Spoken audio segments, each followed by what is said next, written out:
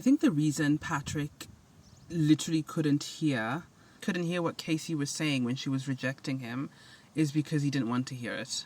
Patrick wanted to leave with something. I think he really wants to be validated through love, and just as well through a white woman, like even better. Anna certainly would have been different and unique and an interesting experience for him. I think that would have felt like a homecoming for him as well. Even that Freudian slip he said when he said opposites attract, and Anna said we're not opposites. And that's a Freudian slip because he so much wants to identify as white that he was like opposites attract, like I'm white, you're Asian. And it was a mistake, obviously. He doesn't want to identify as white because he's ashamed of being Asian. I think it's not the Asianness that's a problem. It's how white supremacy has positioned his race and has made him feel like less than, like a loser, like somebody who is unattractive, unappealing, emasculated. That's what white supremacy does.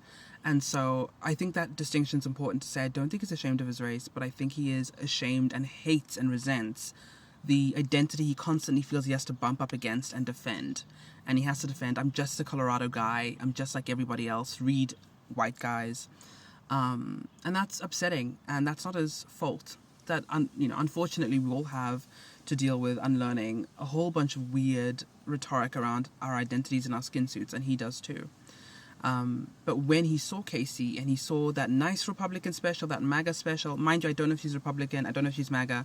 For me, the Bondi Sands, the level of tan, the makeup, and the highlight is certainly women. It's giving women for Trump, and she's Mormon, so maybe that's just the Mormon special. Cool. He saw her as someone like her picking someone like him would finally validate him. Finally, he can transcend the identity of being last because he is an Asian man. And so he couldn't hear her because he saw what he wanted more than anything, which is to just be accepted as an American, as a guy from Colorado.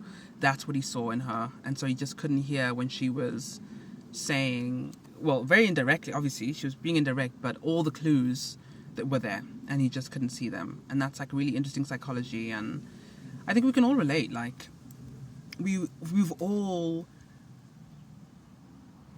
given the responsibility of our self-love to a person or to an object like money or a career, and once we reach that thing, or once we get picked, we will finally be validated. So I think all of us, regardless of our skin suits, can identify, with that desperation and that pain. So shout out to Patrick, man. Yeah, I hope he gets the healing he deserves, the racial healing and the unpacking and understanding. It's not his Asianness, and it's not on him to defend his race or his identity.